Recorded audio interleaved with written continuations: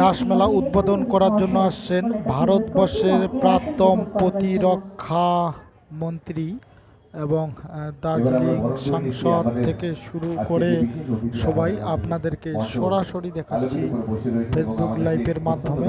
আপনারা দেখুন, কাবিনেশ্বরী স্মৃতিসংঘ রাসমেলা শুভ উদ্বোধন করার জন্য আসছে। দেখুন,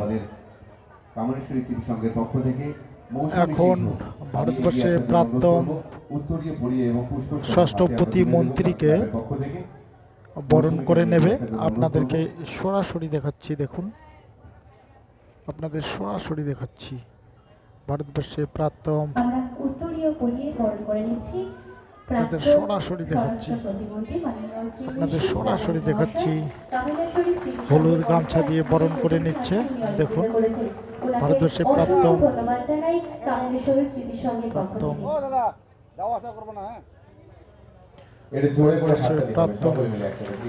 ভারতবর্ষের প্রাক্তন প্রতিরক্ষা মন্ত্রীকে বরণ করলো। আপনাদের সরাসরি দেখাচ্ছি, দেখুন।